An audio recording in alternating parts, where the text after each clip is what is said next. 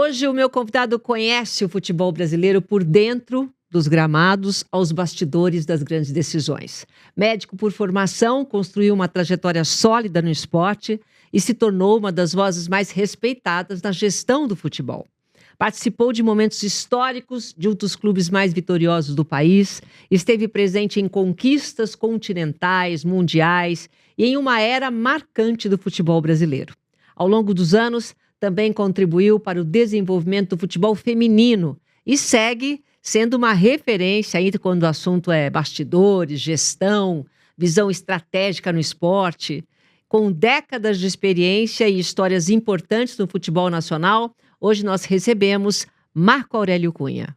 Muito obrigada. Obrigado, Silvia. É um prazer te rever, estar junto com você, contar um pouco da história. A gente vai passando o tempo, né? Então é bom deixar alguma coisa gravada para as pessoas que possam escutar, lembrar, ou até, quem sabe, inspirar pessoas, né? Fazer parecido, fazer melhor. Eu tenho uma vida, graças a Deus, assim, que foi muito premiada. Sou muito grato à vida que eu tenho, tive. E Gostoso fazer o que gosta, né? Quando você gosta daquilo que você faz, parece que a vida fica mais leve, né? É verdade. E agora, com mais idade, né? Mais maduro ainda, ter liberdade. Liberdade de fazer o que quiser. Liberdade é tudo, não é? Eu tive com o Lugano. Nossa, agora, liberdade é tudo. Tive com o Lugano agora de férias e foi meu aniversário e ele fez questão de jantar. Quando que você faz? Que dia? 28 de fevereiro. Tá. E aí eu fiz aniversário, eu fui viajar de férias e ele falou, vou lá ficar com você, vou passar o aniversário com você. E aí nós estivemos juntos. Ele falava assim, pequeno, ele me chama, né? Pequeno, não há nada melhor que liberdade. Ele fala, liberdade, fazer o que quer e, mais importante, com quem quer. Isso é uma Então, liberdade, isso é um prêmio da vida. Exato. Foi sempre assim? Não, claro que não. A gente, no começo, e você sabe disso, de carreira, você tem que submeter à regra do jogo, ficar calado. Intensidade, uma coisa que você não tem jeito de você controlar. Não tem. Até hoje ainda tem algumas coisas que são incontroláveis, mas você tem mais opinião, mais casca, mais coragem, talvez. Quando você é mais jovem, você quer dizer? Não, eu acho que mais velho tem mais coragem, sabe por quê? Você acha? Porque você tem decisões bem tomadas. Então, a minha coragem, ela vem de saber bem o que não fazer. Esse é o ponto. Eu acho que a vida... Experiência, né? A vida nos ensina, com o passar do tempo, as informações que você tem vão ficando para trás. Você precisa se atualizar muito. A rapidez de tudo é muito grande. Você talvez não consiga acompanhar tudo. Agora vem a inteligência artificial. Tantas coisas que eu vivi, você também, né? As transformações do mundo analógico para o digital, agora com todas as mudanças para o que vem a inteligência artificial. Enfim, tudo isso que vem acontecendo são evoluções muito rápidas. E são mesmo, muito rápidas. A nossa cabeça até não assimila tanto. Hoje eu pego a minha neta lá, mexendo na tela e fazendo, com menos de 3 anos, ela faz as coisas na tela do iPad. Já nasceu digital, né? E agora vai nascer uma outra geração. E a gente tem mais dificuldade, ou teve, para se adaptar a tudo isso, né? Eu me lembro quando meu filho me apresentou o celular ali da Apple, tal, né? Como que seria? É mais fácil, já vem assim, já vai caindo. Pô, esse negócio... Poxa, eu não saberia o que fazer sem um celular desses, né? Um smartphone e tal. Então você vai se adaptando. Mas o que fica bom é que você decide melhor. E decidindo melhor, você tem mais coragem de decidir. Esse é o ponto. Mas você já sabe muitas vezes o final da história, né? Então isso. Pode dar mais... Eu falo muito isso. Às vezes eu vejo uma partida de futebol e falo, vai acontecer isso. Né? Às vezes, a tua experiência já. E aí quem tá comigo fala, você tá chutando, você tal. De repente vê que aconteceu. Como? Aconteceu porque eu já vi tantas vezes essa sequência de fatos e de atitudes de um jogo que predomina com que possa acontecer isso. Ele é imponderável? Mas ele tem rotas e rumos que você vai percebendo o que virá pela frente. E essas são as decisões que você toma para evitar, para melhorar, para fazer coisas boas. Confiança nas suas decisões. Esse é o ponto. Eu trabalho com um grande colega, que foi praticamente um sobrinho que eu tenho, o Camilo Elito, Partezan Elito, 40 anos, livre docente pela USP, para mim, um dos maiores cirurgiões de joelho do país, quase não fica no Brasil de tanta aula que ele dá, e livre docente aos 40 anos. E a gente tem discussões lá que ele me explica, me ensina, e eu falo, isso não. Ele discute comigo. Eu falo, Camilo, eu sei onde não ir. Né? Então essa é é a nossa troca, né? A experiência do conhecimento agudo com a experiência do perigo. Gostei disso. Maturidade é você saber para onde não ir. Isso, exatamente. E Vale, se você for, você sabe que você vai vale para se ferrar. relacionamento, seja afetivo, seja amoroso, seja de amigo. É, Você olha uma pessoa, você desconfia, fala, essa pessoa é melhor não, entendeu? E às vezes a pessoa vem toda eufórica, te ajudando, querendo ajudar, ou falando, melhor não. E no fim você está certo. Então acho que esse é o ponto bom da vida, você saber o que não fazer, né? Escolher, e uma coisa que eu ouvi também muito boa, e não ir. É tão bom falar, eu não vou. E ter também essa liberdade de falar, eu essa é a não vou. liberdade, eu não vou. O cara te convida, um negócio, tal. Por exemplo, hoje eu vim, eu queria vir, né? A gente tem E que tem querer. algumas coisas que você fala, eu não vou. Arruma desculpa. Mas né? nem mais, não dou mais. Não, o meu irmão, que também é um brilhante advogado e dá muita aula e palestra e tal, ele fala para mim assim: sabe aquela aula que você prometeu fazer em outubro?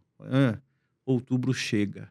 Verdade. Então diga Então é não. melhor dizer não. Diga não com segurança. Não, não vou. Por quê? Porque eu não quero ir. Vai magoar? Pode ser, mas eu não quero ir. Desculpa, eu não quero ir. Não está no meu plano. Não está no meu plano ir. Pronto, acabou. Você sempre foi uma pessoa racional nas suas decisões? Não, claro que Não, não. né? Sempre fui muito emocional. E o tempo me mostrou que eu precisava ser mais racional. Eu sou muito paixão. É. Peixes, aquela coisa assim de querer o mundo azul, tudo Tem bonito, uma né? Ou filha cor de pisciana. rosa, ou qualquer cor que seja boa. E você está sempre querendo que as coisas sejam como você deseja para você, para os outros. E não é assim, não é assim. Então você vai amadurecendo, e esse é o ponto bom, de você começar a entender que nem tudo dá certo e que também quando dá errado não é uma frustração. Que na juventude você fica frustrado, magoado, Verdade. fica aborrecido, Sofre. sofre, chora, vai pro quarto e tal. Faz parte. É seu momento de ter esse tipo de experiência. Chega um ponto, alguém fala uma coisa para você que não é boa ou te magoa. Às vezes eu falo com a Fernanda certas coisas, ela fala, "Pô, você atendeu aquele cara? O cara falou tão mal de você, e agora você tá aí dando toda a atenção pro cara." Ah, Paciência. Não mudou nada para mim. O que ele falou não colou em mim. Não ligo mais pro que falam. isso agora, tá Agora, dizendo, tá? antes me magoava, pelo amor de Deus, queria ligar. Pô, não é isso, você não É, entendeu. doce maturidade, né? Puxa Agora, vida, você me falou isso, não é verdade, eu tô tentando resolver isso e tal. Falou, pronto. quando que o Marco Aurélio médico encontra o Marco Aurélio gestor? Foi interessante isso. Foi em 1900. Bom, o Marco Aurélio Gestor, ele entra porque na medicina você tem que fazer gestão de pessoas, gestão de casos, gestão de problemas. Não é só dar o diagnóstico. Por trás de um diagnóstico tem uma pessoa, tem uma família, tem uma carreira, tem gente torcendo, tem sofrendo. Então, não há médico que dê só diagnóstico. Hoje em dia a medicina está muito assim, né? Você pega um exame, lê o exame, rapidamente fala com o paciente. É o meio estilo americano. Sempre foi Sim. americano, sempre foi seco, né? Nesse ponto. Medicina é ciência, pá, faz o exame, até logo, toma isso aqui, pronto. Eu nunca fui assim, por isso que eu falo que eu era mais apaixonado uhum. pelas coisas e tal. Ainda sou. Mas aí você tem que fazer a gestão do problema, conversar com o paciente, explicar para ele. Essa semana mesmo eu estava discutindo sobre forma de falar. Se você é extremamente técnico, ninguém te entende. Não, Então, um treinador dá uma entrevista falando dos triângulos, para mostrar conhecimento. não adianta. Cara, Péssima comunicação. fala do seu conhecimento com seus resultados. Sim. Contra o resultado, não há quem possa te contestar. Então, olha, ganhei o jogo, fui assim, fiz isso, aquilo. Agora fica com os triângulos flutuantes, com aquela conversa para impressionar. Uhum. Porque o jornalista não sabe isso. Então, o jornalista é agudo, ele pergunta o que quer, sem nenhuma consequência, muitas vezes. É verdade. É muito fácil, porque ninguém vai cobrar do jornalista que ele opinou errado. Eu estou hoje num programa de jornalismo, né, esportivo, que eu dou a opinião que eu quiser. Aliás, uma liberdade absoluta. Mas eu vou errar muito, né? Eu procuro errar menos, Mas mas você está sendo pago para dar a sua opinião. para dar opinião, Ué. exatamente. Agora, se a minha opinião for uma porcaria e eu errar tudo, não tem problema nenhum, ninguém vai me cobrar na internet lá hoje, o cara muda nada. Mas você só responde a minha opinião. Então, Ok. agora, se o treinador, ou um dirigente, ou um jogador, É. falar alguma coisa que deu o contrário, ele vai ser barbaramente punido pela rede social, pelo torcedor e Sim. tal. Então, é bem mais difícil. Então, eu procuro, nessa comunicação, ser muito didático. E para o próprio paciente, eu falo de uma maneira bem didática. Eu me lembro, quando eu comecei a carreira de medicina no futebol, no São Paulo, eu falava dessa forma didática, olha, uma lesão assim e tal. E eu fui cobrado por professores meus que eu estava muito informal, que eu não usava uma linguagem médica, eu usava uma linguagem de conversa não de bar, mas de Tá. conversa comum, e que aquilo não era elegante. Eu nunca concordei com aquilo. Ainda bem, Não, desculpa, ainda bem. eu estou comunicando para pessoas que não são médicas, eu não E não sabe o que você estou está falando. exato, eu não estou num congresso médico, eu não estou Uhum. numa sala de discussão clínica. Percepção muito Né, legal, é isso eu mesmo. tô conversando com pessoas que não sabem medicina. É como você ir no advogado, ele falar o juridiquês o tempo todo, e bom, e faz o quê, né? Isso É. me lembra uma fala uma história do Gilmar Fubá, fantástico, que já nos deixou, com o Nelsinho Batista. O Nelsinho Batista explicando taticamente o jogo, o que tinha que fazer e tal, e pá, eu trabalhei com o Nelsinho é muito bom nessas coisas, mas o Gilmar ali olhando, né? Não estava entendendo Não nada. estava entendendo nada. Aí o Nelson falou, certo, Gilmar? Ele falou, eu pego quem? Eu pego quem? Tem Uma muitas visão vezes. mais simples, né? Só, você vai marcar aquele cara pelo lado direito, tá bom? Você pega, se ele for para lá, você vai para cá, se for para cá, você vai para ali. Pronto. Agora, se ficar falando muito entre linhas, como hoje eu vejo os comentaristas, É. esses Porque assim, estudiosos de a coisa, a tática. básica da comunicação É, é quando você fala alguma coisa, a pessoa não entende, é. você se comunicou mal. Não tem Exato. jeito. A pessoa tem que entender o que você fala, senão não adianta. Exatamente. Então, voltando para a pergunta, né, Isso. que nós divagamos, é por que que eu fiz a gestão. Então, eu percebia que faltava no dirigente uma compreensão maior do mundo do futebol, da forma de atuar, de conversar com o atleta. E eu fazia isso Você naturalmente, fazia isso na profissão de e pela médico. experiência de médico, você via Isso. que faltava essa comunicação? É isso? Exato, onde estavam os problemas, Ah, porque que o que legal. acontecia? O dirigente, na época romântica do futebol, era um cara, primeiro exemplar, no São Paulo pelo menos, caras que tinham profissão definida, bem-sucedidos, que punham o dinheiro deles no clube, eram pessoas de altíssimo nível, mas que não tinham tempo. Tá. Então eles iam ali com percepções superficiais, né, e que não sabiam o que estava acontecendo. Tinham outra profissão, não tinham ali aquele Isso. tempo de dedicação, tá? Exato, e tinham muita intuição, tive grandes dirigentes intuitivos, na época antiga a gente viu grandes presidentes de clube e tal, mas eles não sabiam bem o que acontecia Lá, lá com os dentro. O jogadores. jogador, e tinha uma percepção distante. Eu lembro que uma vez eu jogava bola no rachão com os jogadores, como médico, eles pediam para eu entrar, eu entrava, me divertia com aquilo. Uma vez o dirigente falou para mim, isso não é lugar do médico, né? Ah, Naquela concepção de São Paulo mais autoritária, mais austera, eu diria. O médico está aí no meio, não é bom, né? Mas era muito bom. era muito Era bom, muito essa bom. troca era muito boa. Isso, e como é que faz para explicar para uma pessoa de uma geração 2, 3 acima de você, com a mentalidade Que tá fechado, né? fechada, Dentro da como é que você caixa. fala? E eu desafiava, falava, não, isso é bom, eu me entendo com eles e tal. E no fim eles me engoliram, porque estava dando certo. E aquilo caminhava bem, os jogadores tinham proximidade comigo, eu resolvia todos os problemas do time de forma clínica ou pessoal, social e tudo mais. Tanto que eu fui padrinho em casamento de mais de 10 naquele período lá do São Paulo. Isso funcionava muito bem. Então eu falo, falta alguém para fazer isso, né? Alguém que tenha esse conhecimento. E eu tinha um paciente, até me rendo a homenagem ao Joel Malucelli, grande empresário do Paraná, banqueiro, dono de 1000 coisas lá no Paraná, e ele era presidente do Curitiba. Tá. E ele foi meu paciente, ele falava assim, o dia que eu for presidente do Curitiba, ele ainda não era, eu vou te levar para você ser meu diretor de futebol. Você Olha. tem esse tipo de capacidade, eu vou te levar. Eu estava no Japão como médico, fui médico de 2 equipes japonesas, o Rei Sol, do Japão, foi muito legal, e o Verde Kawasaki, que era o time mais graduado Você naquela chegou a época. morar lá, tudo? Cheguei, morei 2 anos lá. Hum. E aí eu atendia, foi uma experiência incrível, absolutamente incrível, eu amo o Japão, já fui para lá mais de 15, 16 vezes, fui convidado para voltar, enfim. Trabalhei com o Nelsinho Batista lá no Verde, foi Tá. nessa época que eu tive com ele, grande pessoa. com o Zé Sérgio, atacante do São Paulo. E aí o Joel falou para mim assim, ele foi presidente do Curitiba. Aí eu estava no Verde e o Sérgio Prosdóximo, também um grande empresário, que já nos deixou também, estava lá numa missão do governo, foi me procurar. Ó, nós precisamos de uma pessoa como você lá no futebol. E o que Até então você nunca tinha feito nada nessa área. Não.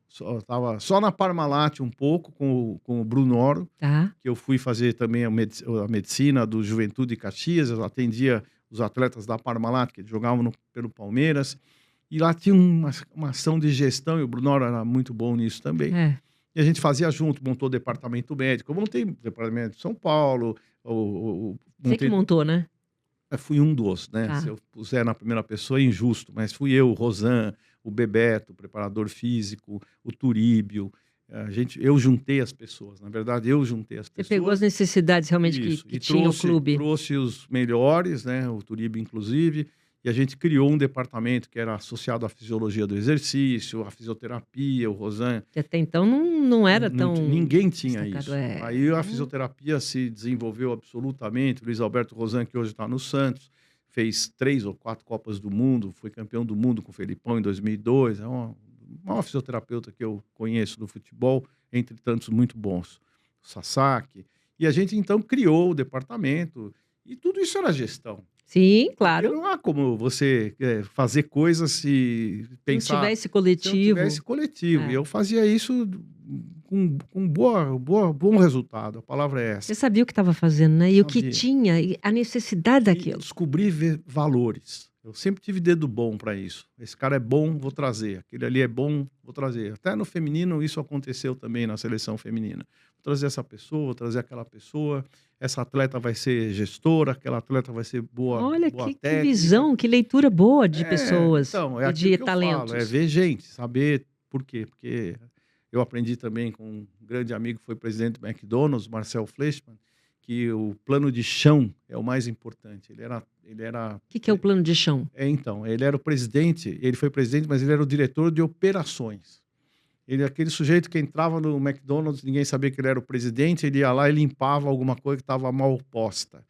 E, quem é esse aí? Esse é o presidente. Então, ele sabia como tudo tinha que ser. Como é que fazia o hambúrguer, como é que lavava o chão, qual a proporção de detergente, enfim, de desinfetantes, quanto que tinha que ter, de quanto tempo ficava o hambúrguer na estufa.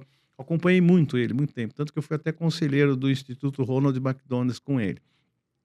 E ele tinha essa visão estratégica que quem mandava era quem trabalhava.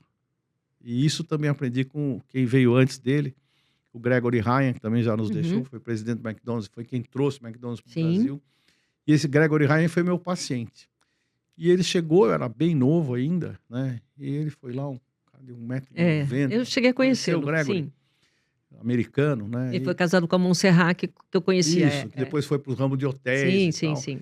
Aí ele foi lá, olha, conhece esse cara, quem é esse cara, né? Olhando assim, poxa, quem é? E eu era novo, médico jovem. Aí ele conversou, tinha uma lesão, nós operamos, depois o Gregory ficou bem, graças a Deus. E aí eu falei para ele, mas como você veio até mim? Ele falou, um funcionário meu me disse que passou por você e gostou muito. Olha, e a nossa estratégia é sempre ouvir as pessoas que são menos relevantes, porque elas têm a verdade. E tem. Isso é uma boa dica de gestão para empresas, né? Muitas vezes o dono da empresa não sabe o que está acontecendo na própria empresa. Plano de chão. Plano de chão. Pra você ter uma ideia, no São Paulo, eu era médico, e todo mundo reclamando de uma dor no dorso do pé. Todo mundo com uma tendinite, dorso do pé. Pô, o que será isso? Pô, não é possível, tantos jogadores reclamando da mesma coisa, né? E eu via lá, inflamado e tal. Pô, o que pode ser? Não é possível, essa chuteira, mas cada um tem uma, meia, mas não é. Aí o roupeiro, Tião, que era de uma ignorância enorme sob o ponto de vista de relacionamento, bruto, a palavra é bruto. Também que é o quê? Olha os nó que eles dão no cadarço. Naquela época, usavam um cadarço comprido, passava até embaixo da chuteira, e dava um nó sobre nó, e ficava um novelo de cadarço em cima do pé. E chutando na bola, aquele novelo de cadarço, machucava. Eu Eu falei, pô, tá aí a solução. Esses caras estão chutando com esse nó de cadarço e está machucando o pé. Olha que incrível. Se eu não escutasse o Tião, eu não teria o diagnóstico, porque é percepção. São percepções. E você tem que estar atento às percepções das pessoas, o que está ao seu redor, o que que fala, o que que pensa. Não é fofoca, é inteligência coletiva, quem está percebendo o que está acontecendo. O vestiário do futebol é muito isso. Você acompanhou, assim, vários anos de vestiário, né? O que Sim. mudou nesses vestiários conforme Mudou foi a passando? geração. A geração. Então, uma das dificuldades que nós temos hoje, e eu converso com as pessoas que estão atuando fortemente no vestiário ainda, tenho muitos amigos, eles falam que os jogadores não escutam mais ninguém. Ah, é? Não escutam. Por quê? Porque eles vivem num mundo paralelo do celular, do Instagram, da rede social. Você sentava numa roda, eu me lembro do Bragantino de 90, que eu trabalhei e fui campeão lá. Tinha saído de São Paulo por questões políticas, fui para o Bragantino, convidado, fomos campeões em 90 e vice-campeão brasileiro em 91, enfrentando o próprio São Paulo. Terminava o treino, e era uma geração, aspas, pobre financeiramente falando. Os jogadores todos que eram de clubes pequenos foram se juntar pela visão crítica do Vanderlei Luxemburgo, trouxe jogadores do Fluminense, trouxe jogadores do Guarani, que eram pouco vistos, e juntamos um time fantástico. Eles sentavam na saída do estádio, nos degraus assim que havia lá, ficavam conversando 1 hora. Uma troca super positiva. Ia de bicicleta para casa. Então havia relacionamento. Hoje é um relacionamento virtual. O cara que segue a Virgínia, o outro que segue não sei quem, outro que segue um cantor, eles se relacionam entre si. Mas o atleta com atleta pouco. E comissão técnica, que seria o professor da sala, quase não fala, é só o treino. E os treinos hoje são curtos. Segundo os treinadores modernos, hoje, os preparadores, a intensidade aumentou muito. Eu reconheço que aumentou muito, mas o convívio diminuiu muito. Isso é que está pegando. Isso é que está pegando. Então o cara está mais preocupado. Eu não estou aqui falando mal, nada, é apenas uma constatação, um fato. O cara está preocupado com o cabelo, está preocupado com a apresentação dele, com a roupa, sempre Os teve seguidores, um pouco disso. os Sempre teve um haters. pouquinho disso, de estética. O jogador não mudou porque o nível financeiro aumentou muito. Então eles têm poderes. O cabeleireiro vai no clube cortar o cabelo dele. Virou um ambiente assim diferente, de artista mesmo. Antigamente era atleta.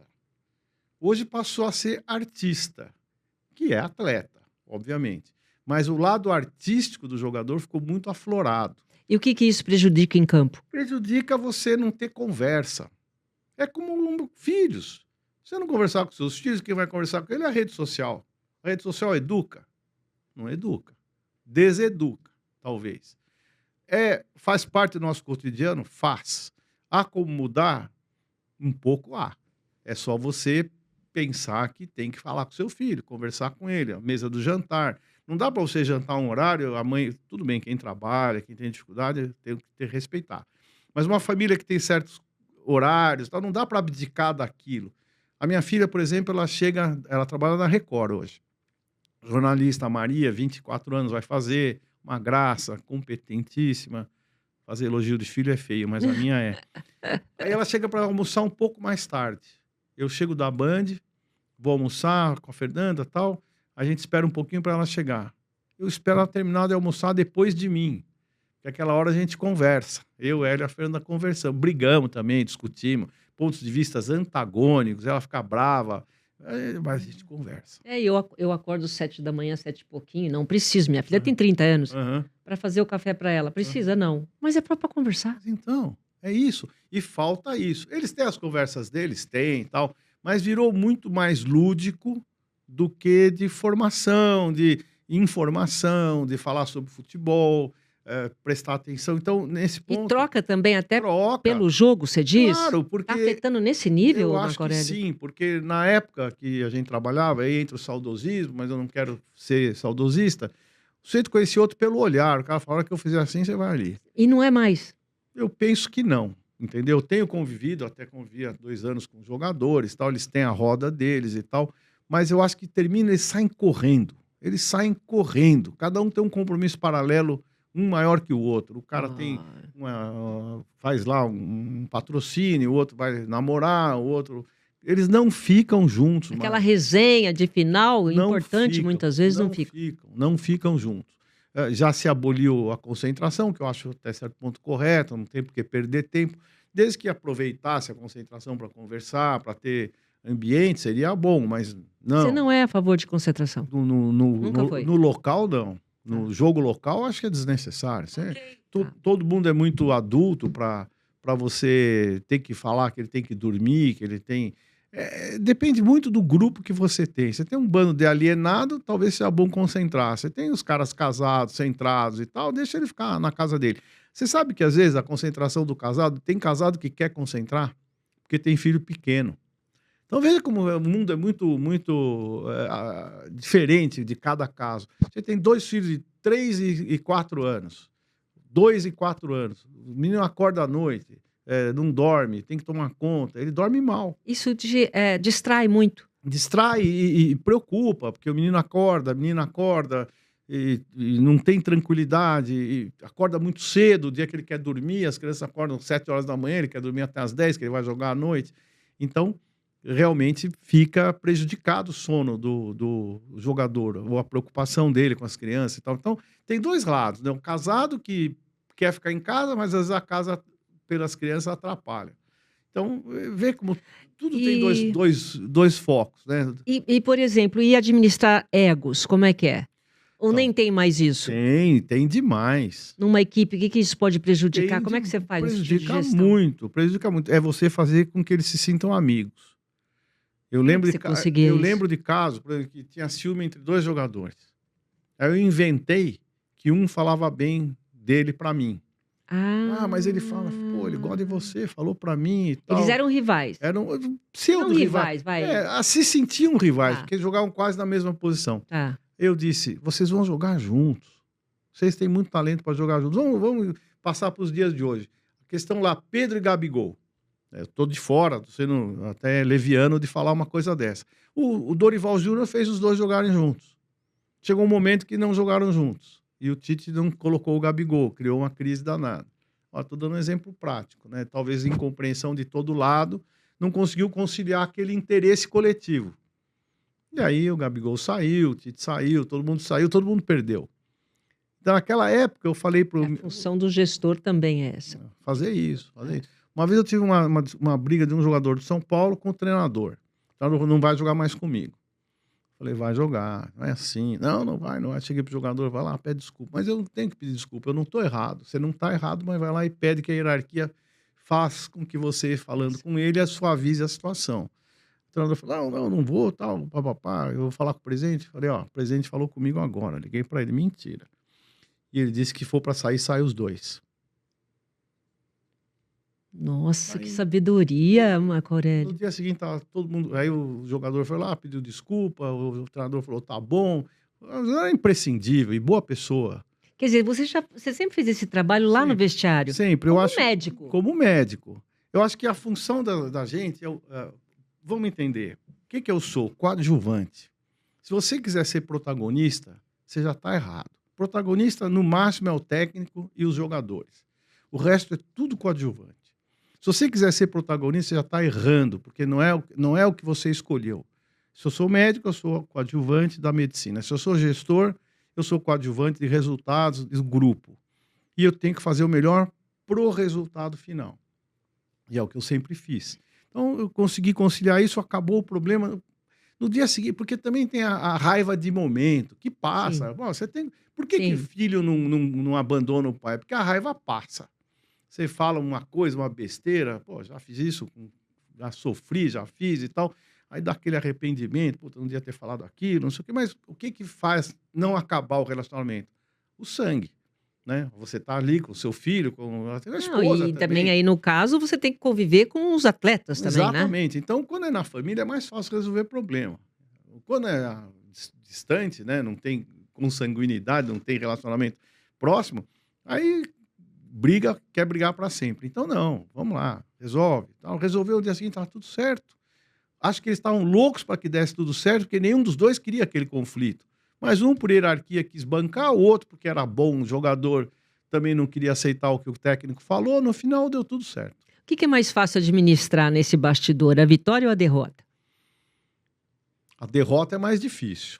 A vitória, ela cria um clima, uma névoa de uma anestesia coletiva, que tá tudo certo, você sai aí olhando para cima e tal. E às vezes nem tá, né? Nem tá. Foi só uma Só que vitória. depois cobra. Até no programa falo com a Renata, que ela falou, você nos ensinou uma coisa, que é que uma vitória não carrega uma vitória para o próximo jogo. Não, né? Não carrega. Você pode carregar... Acabou o jogo, acabou tudo. Derrota ou vitória. Acabou. Não tem o que fazer. Ela cria um ambiente favorável? Sim, às vezes até desfavorável, porque também embriaga você com aquela vitória. Você zera. E eu falo até isso na minha vida. Todo dia, sabe o carro que tem aquele odômetro lá, que você põe zero? Todo dia eu zero. É? Eu zero todo dia. Vou prestar atenção nisso. Todo dia eu zero, porque eu não quero carregar os problemas do dia anterior. Quando eu falo problema, não é o que eu tenho que resolver.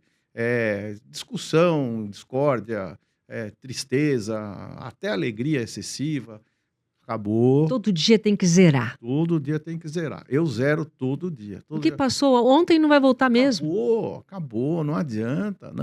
Então, vamos trabalhar o dia de hoje sem as sequelas do dia anterior, porque elas não vão te ajudar. Nem os elogios. É a filosofia. Nem os elogios, nem as sequelas. Você lida assim com a tua vida, pelo jeito. Com a minha vida. Lido assim. Às vezes, é difícil, às vezes, mulher é mais emocional, né? Muito mais. Às vezes eu falo isso lá em casa, né?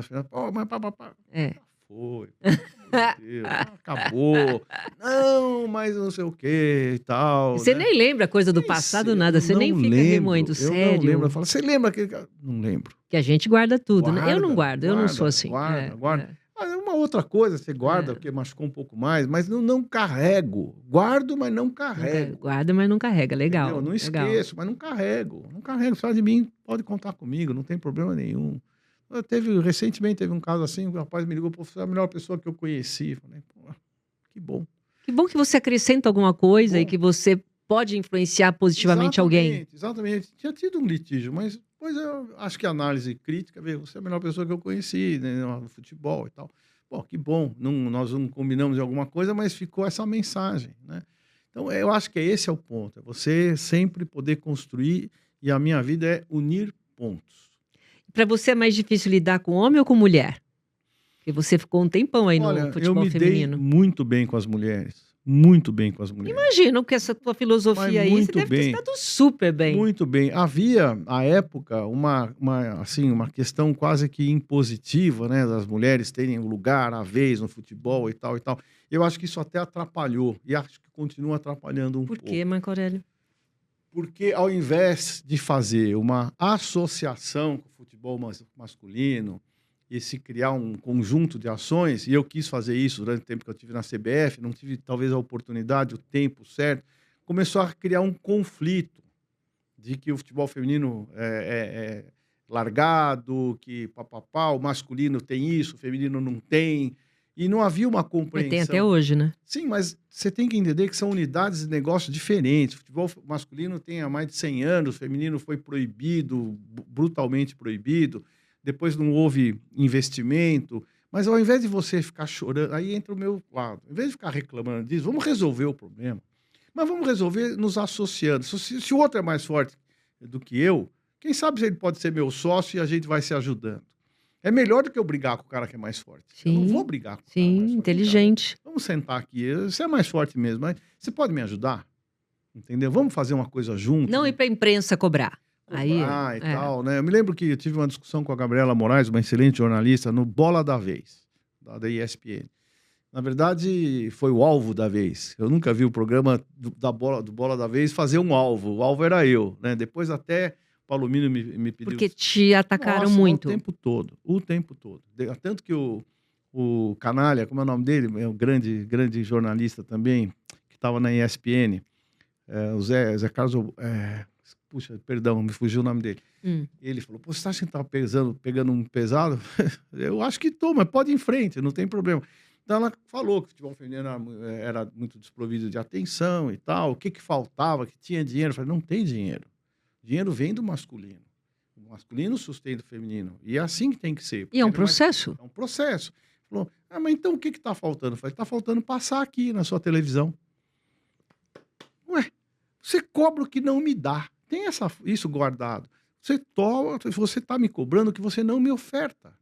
Eu tenho o futebol, você tem a visibilidade. Você está cobrando visibilidade de mim? Passa aqui. Aí ficou sem graça tal, e a coisa continuou. Sensacional. Mas porque é pura verdade, é a pura verdade. Então, e ali eu não estava competindo, eu só estava mostrando que tinha outros caminhos que não só a cobrança, Com argumento. com argumento. Então, nós temos que dar a oportunidade ao futebol feminino de ele se desenvolver por si. E ele tem capacidade para isso. Tem atletas maravilhosas, talentosas, brilhantes. Nossa, o que o Luciano do Vale sofreu. Pô, pra ele colocar. foi maravilhoso. Ele Ele fez, defendeu uma bandeira. fez muito bem, eu defendi igual. Só que aí começou a ter os contrapontos, né? Primeiro era homem dirigindo mulheres, aí queria uma mulher no meu lugar, e começaram cobranças. Mas as jogadoras mais inteligentes no aspecto de. Não é pessoal, mas assim, de percepção de mundo, viam que esse era o caminho. Eu me lembro que teve um momento. Logo que eu cheguei, eu tomei uma pancada de uma jornalista que estava na Inglaterra, dizendo, quando eu falei que precisaria ter os uniformes para as mulheres. E ela disse que eu estava sensualizando o futebol feminino, que o futebol feminino não era objeto sexual, que eu queria colocar, enfim, uma barbaridade que ela falou. Sendo que quem pediu o uniforme, porque o uniforme era o que sobrava do masculino. Nossa, É um absurdo. não sabia disso, não. Naquela época. Não sabia. E as meninas falam, poxa, Marco, vamos fazer um uniforme pra gente, nós. mais moldado pro nosso corpo. Tal. Claro, eu tenho aqui depoimento delas gravado sobre isso. E eu fui à luta e conseguimos um uniforme lindo que usamos no Pan-Americano do Canadá, que vencemos a medalha de ouro. E ficou lindo, e todo mundo queria o uniforme, mas a Nike não tinha, porque tem que programar 6 meses antes, e não tinha venda, o lojista não queria porque não vendia. Então, olha quanto desafio teve para a gente chegar num momento que hoje temos aí do futebol feminino, você passar em todas as televisões, a Globo bancar e ter lá a sua janela de oportunidades. Ainda com narradora feminina, que já é um avanço. Então, houve muita mudança, mas para isso tinha que ter mais compreensão do seu momento. Não adianta você querer que o futebol feminino seja imposto. Ele tem que ser aceito e consagrado. Mas você acredita nisso? Eu acho que aos poucos, sim. Porque é legal. O vôlei feminino não foi assim? Sim. Então, o tênis feminino, quando tem alguém que joga bem, não é assim? Não sei, mas parece que tem um machismo enraizado em relação ao futebol. Claro que tem. Claro que tem. E ninguém pode negar isso. Mas sabe como você desenraiza? Mostrando que você pode. Não é brigando. Um resultado, foi o que você falou no meio da conversa. Tudo não você é ganha com resultado. Eu quis fazer um jogo que não houve data, que eu ia fazer um time misto, tipo festa, masculino e feminino. Então jogaria Marta e Neymar, jogaria o Thiago Silva com a nossa melhor zagueira da época e tal. Seria um jogo festivo para incorporar o futebol feminino ao masculino e o masculino ao feminino. Fazer um jogo de festa, todo mundo vendo um jogo misto. Eu vi isso no Japão. Então não é ideia minha só. Eu vi no Japão jogos escolares assim e tal. Poxa, por que não? Por que não fazer times mistos jogando? Tem dupla mista de tênis. Sim, então, claro. Ninguém faz isso. Por quê? Porque querem competir. Então competir um com o outro é perda de tempo. Unidade de negócio de futebol é rica, unidade de negócio de futebol feminino é pobre, mas devagar a gente pode ir juntando e fazendo uma liga que seja muito boa. Eu tomei um pau também uma vez, que uma moça da internet falava, não puseram os ingressos à venda, ainda era um jogo lá no campo do Corinthians, no estádio do Corinthians. Por um erro lá, logístico, quem fazia o ingresso, uma briga lá qualquer, o ingresso demorou para sair. Eu falei, fica tranquila que não vai lotar, você vai ter teu ingresso. Nossa, foi um erro meu. Dizer que não vai lotar, não foi no sentido... Desmerecendo que o futebol feminino ninguém quer ver. Eu fui prático, mas eu fui infeliz na fala. De falar, vai ter ingresso para todo mundo. Eu falei, não vai lotar, fica tranquila que vai ter. E ela levou isso para um campo da ofensa. E, poxa, eu me arrependo. A única coisa que eu me arrependo foi ter dito isso, porque não foi no sentido... Nessa intenção. De coração do que seria. Foi para falar, fica tranquilo, vai ter teu ingresso. Sim. Sim. E respondendo a Twitter, hein? Olha só, ainda respondi a todo mundo. Olha o cuidado que tem que ter. Então, e eu respondi a todo mundo com maior dedicação e tal, para as pessoas não ficarem desatendidas. E ela levou isso ao extremo e tal. Enfim, são coisas que você tem que aprender. E eu aprendi muito na relação com o futebol feminino, com as meninas, e as que estão hoje em alto nível sabem disso, e as pequenininhas também que trabalharam comigo sabem disso. Então são gestões diferentes totalmente. Não dá nem para comparar qual Não, que é melhor, qual que é pior, não não. dá, é Lidar com diferente. homem, lidar com mulher, Não, não não dá. dá. E elas são ótimas. Gestão é gestão. Gestão é gestão, mas elas são ótimas. Eu acho que não tem nenhuma dificuldade de comportamento profissional. As meninas são profissionais, lutam muito por elas mesmas, têm muito mais dificuldade, por isso elas lutam muito, treinam muito. Eu só tenho elogios ao futebol feminino e gratidão pela relação que eu tive com elas. A mídia é um pouco ácida, Não né? perdoa. Não perdoa, mas Nada. também faz parte. Se elas fossem menos agressivas nas cobranças, e eu aprendi também com uma que diz o seguinte: se eu não for agressiva, vocês não fazem. Não era da minha parte, que eu fiz tudo que eu pude, ou até mais do que pude. Enfrentei muitas vezes a CBF, não no sentido de que não queriam, de explicar, é necessário, é preciso. Mas você acha que precisa? Foi aquela coisa assim, tipo, cuida lá do futebol feminino. E você pegou. Peguei, Ou não? abracei. Era uma ideia mesmo. Cuida do futebol feminino. Mas eu peguei, eu levei. Era o Gilmar, né? Era o Gilmar. E o Gilmar me pediu isso. É só você que vai fazer isso. Não eu acha lembro outra que ele pessoa falou pra fazer isso. E eu fui e fiz, entreguei. Entendeu? Entreguei bem. Fiquei 5 anos. Depois de mim já passaram algumas ou alguns. E foi legal, foi muito bom. Poderia ter sido melhor? Poderia, sempre poderia. Mas foi... Os resultados, nós tivemos uma infelicidade lá na França, tomamos um gol na prorrogação contra a França. Mas aí não dá. Não dá. Na Olimpíada, perdemos a final por decisão de pênaltis. Quer dizer, não fomos à final da Olímpica no Rio de Janeiro porque perdemos a decisão por pênalti para a Suécia. Nós tínhamos ganho de 5-0 na fase de grupos. Não, tênis quando você vai bater o pênalti é cruel. É cruel. Ganhamos de 5-0 na fase de grupos e a Pia, que foi depois minha técnica, minha amiga sueca, fez duas linhas de 5, ninguém passava, terminou 0-0 o jogo, fizemos não sei quantas finalizações e não ganhamos o jogo. Mas deram melhor, né? Nos pênaltis então perdemos. O adversário foi melhor, daí não tem jeito. Perdemos nos pênaltis. Então a medalha de prata estaria garantida se a gente passa pelos pênaltis, né? E foi assim, foi acidental. Mas a gente chegou lá, disputou com muita força, podia ter conquistado mais coisas. Mas o que é importante, a modalidade evoluiu. Né? Eu também acho que evoluiu. Eu sinto muito orgulho disso. E agora, né, 2027, vamos ter aí... A Copa, vamos ver. Os últimos jogos foram ruins. Eu assisto tudo até hoje. A última data FIFA a gente perdeu para o México, não pode perder para o México de 1-0, perdemos para a Venezuela, uma seleção muito nova, mas não gostei dos jogos, não. Em relação a você como comentarista agora, né? Você está como comentarista lá na Renata. Sim. Em relação ao futebol hoje, que você está acompanhando essa evolução toda, você está vendo esse futebol hoje promissor? Você espera uma coisa boa agora em 2026? Pra Copa, ou continua essa coisa que você está falando do bastidor? O masculino, eu acho que... O feminino eu tenho preocupação, o jogo vai ser no Brasil, na Copa do Mundo no Brasil, nós temos uma ótima seleção, mas vai ser muita pressão, vai ser como a própria Olimpíada no Rio, vai ser muita pressão. Tomara que elas resistam a essa pressão. E para a Copa, que eu acho que está faltando protagonista para nossa seleção. O Neymar, fica tudo na mão do Neymar ou no pé do Neymar. Se ele não estiver bem, ele não vai. Eu queria que ele fosse de qualquer jeito, porque 15 minutos de Neymar é melhor do que 90 de qualquer outro. Desde que também ele esteja propenso a entender como ele está e o que ele pode fazer para o Brasil. Mas está faltando protagonista. A gente não tem laterais, a gente tem uma zaga antiga. Por que esse aqui é o Brasil do futebol, não é mais? Porque eu acho que o que mudou no futebol foi a estratégia.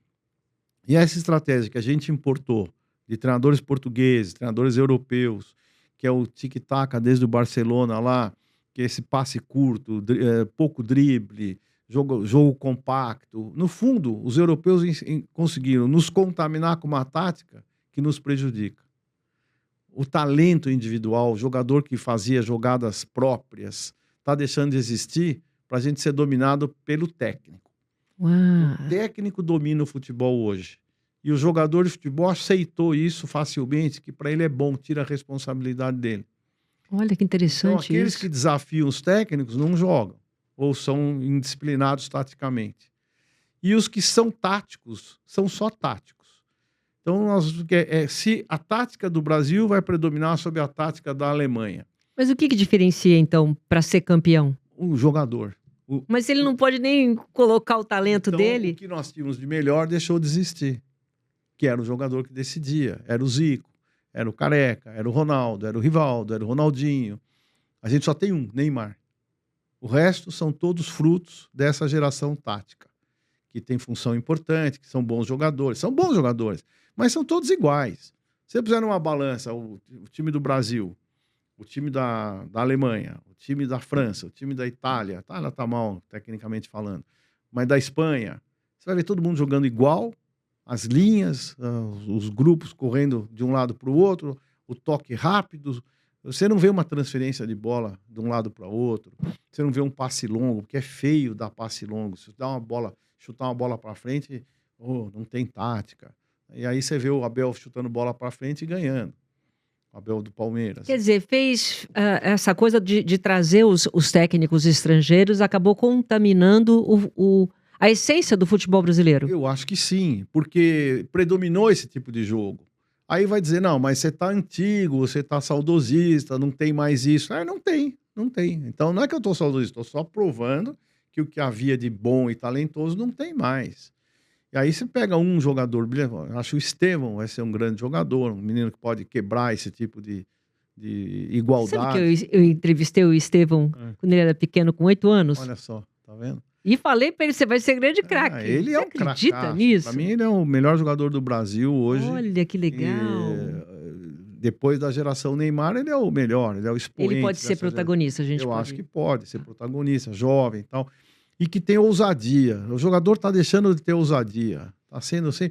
E você pega uma coisa que me incomoda, o goleiro hoje já não segura a bola, todos espalmam. Toda a bola o goleiro espalma. Pega no futebol de antigamente, a bola mudou um pouco, a velocidade mudou um pouco, mas é mais fácil espalmar, eu não assumo responsabilidade. Eu jogo a bola para lá, aí cai no pé do outro, faz o gol. Mas ele não tem mais aquela bola que a gente vai lá e traz. O goleiro não segura mais bola. Isso já é um problema. O atacante já não vira um jogo de um lado para o outro, ele fica tocando curtinho. E o atacante hoje não chuta uma bola do peito do pé, é tudo chapadinho. Perfeitos, chapadas lindas, a bola faz uma curva. Mas se não fizer isso, vai na mão do goleiro. Então, todo jogador hoje chega... Não tem aquela pancada do Marcelinho Carioca, do Zico, não vê do mais. Éder. Vou falar aqui para você lembrar, você é do futebol tanto quanto eu. Éder, Nelinho, Marcelinho Carioca, Zico. A própria batida de falta do Rogério Ceni. Entendeu? Não chuta mais, vou reparar. Não chuta mais, é só chapão. Faz aquela curva, parábola, a bola entra, é lindo. Mas se o chapão não for bem feito, e quantos fazem um chapão bem feito? Quer dizer, a gente tem que fazer aí um retrocesso e voltar para a essência do futebol que foi perdida. Falta jogador de futebol ensinando jogador de futebol. Hoje nós temos muito preparador físico, muito professor de tática. Mas não tem quem saiba ensinar um jogador a bater na bola. Bater um escanteio por fora, por dentro. Então tem que ser outro jogador. Mas Isso não acontece. Não acontece. Por quê? Porque eles não têm a inteligência didática dos treinadores que dominaram o futebol. Então vem um eloquente, fala, põe lá, faz os gráficos e tal. Isso impressiona o dirigente que não entende nada de futebol. Aí eu falo, bom, e esse menino nosso? Ele cruza mal. E o que você fez para ele cruzar bem? Nada. Interessante, hein? Vou comprar um que cruze bem. Vou pagar 20 milhões de euros para um cara que cruze bem, que vem de Portugal. Não é possível. E você já enxergava tudo isso quando você era gestor? Eu enxergava... Você foi aprendendo conforme o tempo agora? As transformações que houve, né? Desde o tempo do Barcelona para cá. Então... Mas só que eles tinham jogador, mano, Xavi, Busquets, Iniesta. Os caras faziam o que queriam com a bola. Então dá para jogar rápido, tocando. Aí você vai ensinar, por exemplo, a saída de bola de 3. O goleiro. Hoje o goleiro toca mais na bola que o meia esquerda, o 10. Vamos chamar de o armador, hoje o organizador. Não tem organizador. Tem caras que tocam bola rápido. Pum. E a bola vai pro goleiro. O goleiro dá pro lateral. Aí o lateral devolve pro goleiro. Aí apertou. Aí o goleiro dá um balão. Por que não deu o balão logo de cara? Porque a saída... Aí você faz uma saída bonita, que sai em tudo que é recorte de internet. Aí você vai analisar, teve 6 perigosas e uma saiu gol contra. Que incrível. Você é um apaixonado por futebol, né? Eu sou. Eu sou. Você acha que vale mais talento ou disciplina? Talento. É? Talento. Disciplina eu ensino. Talento eu não ensino. Talento. Agora, talento com disciplina. Talento com o mínimo de disciplina. Vocês me perguntaram sobre jogadores, meia e tal. Eu falei, gente, todo meia é preguiçoso. Não existe um meia esquerda que não seja preguiçoso. Está na alma do meia ser preguiçoso. Eu sou meia, portanto, eu sou preguiçoso. O que é preguiçoso? O cara que toca, que organiza, que pensa, ele não vai correr atrás do lateral. Manda o Cristiano Ronaldo correr atrás do lateral. Ele não vai. Já sei que uma vez mandaram, ele não foi. Manda o Messi correr atrás do lateral. Você acha que ele vai? Não vai. Mas por que ele persiste? Porque ele é o Messi. A hora que o Messi parar, não vai ter outro, aí nós vamos ficar sem o Messi e vamos ter um cara correndo atrás do lateral. Entendi. Um dirigente precisa entender mais de futebol ou de gente? Acho que entender de gente é fundamental para a sociedade, para a vida, para trabalhar na televisão, para ser CEO de uma empresa. Ele tem que entender de gente. Todo mundo, se puder, tem que entender de gente. Agora, não adianta também entender de gente numa área que você desconhece completamente. Eu não poderia ser CEO de uma empresa de tecnologia. Eu sou ruim de tecnologia. O que eu sei é o básico, né? Aquela coisa que eu aprendi empurrado. Então, se eu for num lugar de tecnologia, eu não vou saber. Mas se eu for do RH, talvez eu seja bom. Entendeu? Bem, qual que é o momento no futebol que mais mexeu com você emocionalmente? Você consegue lembrar ou foram muitos, houve né? dois importantes. A conquista do Brasileiro de 86, em fevereiro de 87, né, com aquela decisão contra o Guarani, que o Careca fez o gol no último minuto da prorrogação, foi para os pênaltis, a gente foi campeão brasileiro, ali foi uma emoção brutal. O Campeonato Mundial, lá contra o Liverpool, no Japão, gol do Mineiro, também foi incrível, até porque a gente não era favorito, a gente estava jogando ali. Meu medo era perder o primeiro jogo contra o time árabe, do Al Ittihad. Aí a gente passou 3-2, não foi fácil, foi difícil. Aí o jogo do Liverpool era assim, o que vier tá bom, né? E veio a vitória. Mas você sabe que em emoção, o jogo do Guarani, São Paulo, 3-3, 2-2 na prorrogação, você imagina, uma prorrogação que era 1-1, virou 3-3 por 2 gols na prorrogação. E disputar no pênalti ali foi emoção até dizer chega, né? Ainda mais com o meu amigo, irmão Careca, então ele sendo o capitão do time, para mim ali foi um momento espetacular. Você tem várias funções, só para a gente encerrar. Médico, que tem aí uma dedicação, gestor, né, que faz parte, tudo que você fala, você tem essa cabeça de gestor, comunicador. Onde tem mais do Marco Aurélio? Eu acho que comunicação.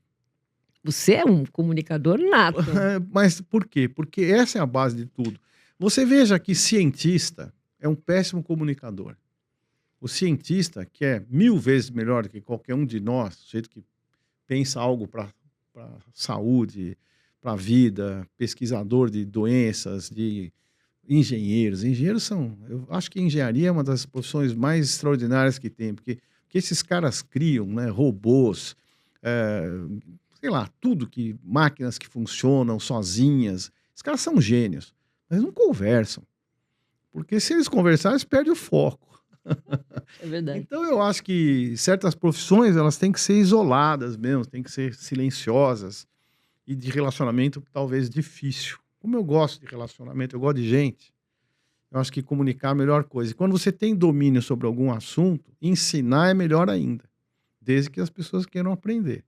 Então eu acho que você ensinando, no meu aniversário, eu recebi tanta mensagem bonita de que fui importante na vida de alguém, que ensinei, que passei uma mensagem, que ajudei e tal, que eu acho que esse é o que eu mais gosto, de ter passado pela vida das pessoas e ter contribuído de alguma maneira, sendo ou médico, ou gestor de futebol, ou vereador que fui, enfim, alguma coisa que eu possa ter feito por alguém. Então, por isso eu acho que comunicar é mais importante. Saber é fundamental, mas comunicar é tudo, porque sabendo sem comunicação, vai ser cientista. E o que para você, pelo que dá para sentir, é que o que te importa mais é a jornada, né? Sim. Você curte cada momento que você está vivendo, né, sim, Marco Aurélio? curto muito. Eu acho que Você é muito intenso naquilo que você vive. Eu vivo muito feliz, sempre fui muito feliz. E agora, no fim da vida, né? Que Porque fim! é verdade, a gente tem que Ai, meu Deus entender. do céu, que Eu falo fim! isso em casa, o pessoal morre de raiva. Acho que tá no fim, porque você Não, tá pulsando. mas não adianta, é cronológico. É cronológico. Então você tem que saber que o meu tanque tá no último quarto, né? São 3. Eu falo que a vida é um tanque de gasolina. É, é bem isso, né? Como é que se chama? Metade, depois é 2/3, depois é reserva. Eu tô nos 2/3 finais, né? Aquele último terço da vida, o último quarto, né? E aí vem a reserva, que é aquele cara que teve saúde, que conseguiu superar os 80 anos e tem lá uma Guardou lambuja. pra reserva. Guardou para reserva, aquela lambuja que Deus te deu e você ajudou e tal. E eu sei que é assim. E você tem que se preparar para isso. Primeiro, saber sair da cena. Eu acho que uma das coisas que você tem que saber é sair da cena. Como é que você sai da cena? Você sai quietinho, disfarçando, tal, vai pro teu canto, aí vai curtir coisas assim que nem estão muito na sua ideia. O mar, o silêncio, um livro, o neto, mas olhar também de longe, sem atrapalhar muito a vida dos outros, né? Você ter essa sensação de que fez o que pôde e que não tem adianta ter muita aspiração, não há tempo, não há tempo. Eu já estou dando um monte de coisa que eu tenho, que eu me desprendendo de certas coisas que não vou. Mas eu acho que agora você está compartilhando sabedoria e tanta isso. que isso, você vê, você mesmo falou, influenciando pessoas. Eu acho que isso é Isso. tão bacana. É um momento de É compartilhar o que a que eu gente está. quero. Então, eu recebo muita gente que me telefona, o que você faria? Ah, faço isso. Então, Tô com tal problema e tal. legal. Esse é o meu legado atual, né? E terminar os meus dias futuros, espero que tenha mais tempo, mas assim, com animação, com bom humor, sem tragédia, sem sofrimento, porque a morte, ninguém negociou com a morte e ficou. Então, acho que quando você partir, eu quero que na minha lápide lá possa estar escrito: foi um cara legal. Ponto. Sem soberba, sem grandes ostentações, sem grandes elogios. Foi um cara legal. Pronto. É isso que eu quero deixar fiz a para minha minha parte. vida. Fiz a minha Muito parte. bem. Não atrapalhei a vida de ninguém. Entendeu? Esse é muito importante também. Ai. Pode ser que sem querer, mas propositalmente nunca atrapalhei a vida de ninguém. Olha, eu vou te dizer, adorei nosso Ai, papo, que viu? bom. Foi um aprendizado assim incrível. E Imagine. eu quero agradecer pelo seu tempo, que você Poxa. falando assim sabe o valor do tempo, né? E quando você fala assim, eu quis vir aqui, Claro. então isso para mim conta muito, é um E você privilégio, faz viu? parte também da minha memória afetiva do futebol, do tempo da Band lá, de você fazer o domingo todo, que eu assistia, e como profissional do futebol. Então você é esse rosto querido, né? Que a Obrigada. voz querida, a presença querida, isso para mim não tem preço. Então, as pessoas que conviveram comigo, faço questão de estar perto. Aliás, eu vou te dar um conselho, último. Oba. Eu tenho procurado muito pessoas que foram importantes na minha vida, ex-professores. Recentemente eu fui procurar um que foi meu professor na ortopedia, né, que já tem mais de 80, tá firme e tal, muito formal e tal. Eu liguei para ele, não esperava a resposta, mandei uma mensagem, ele falou: vem almoçar comigo. E eu fui almoçar com ele na casa dele. Então, procurando pessoas que foram muito importantes e que a gente vai deixando para lá, deixando para lá, deixando para lá. Aí você vem o resultado: olha, sabe quem faleceu? Fulano. Pô, eu não tive com ele. Então, não quer dizer que as pessoas vão morrer, mas você tem que estar perto de quem te ajudou. Então, eu estou fazendo uma lista assim de pessoas que eu quero sempre não, mas Ser grato, né? ser grato. Olha, você foi importante para mim. Você foi importante para mim. E ficar legal. com elas por uma tarde, por 2 horas, por um café, e você lembrar delas. Porque se você não lembrar, você vai lamentar não ter lembrado. E dá o que é de mais valioso, que é o nosso tempo. Isso, nosso Não é? tempo. Então, o tempo é para quem a gente gosta. Selecionar o tempo, não perder tempo com coisa vazia. Vazia é bom também, dormir, ficar olhando para cima, é ótimo. Mas não com bobagem, né? Não com gente que não interessa. Gente que não interessa, eu estou pondo de lado. De lado, isso aí. Muito obrigada, Obrigado, viu? Silvia. Obrigado. Obrigada. Um beijão. Obrigado. Obrigada a você pela sua companhia e até a próxima. Tchau.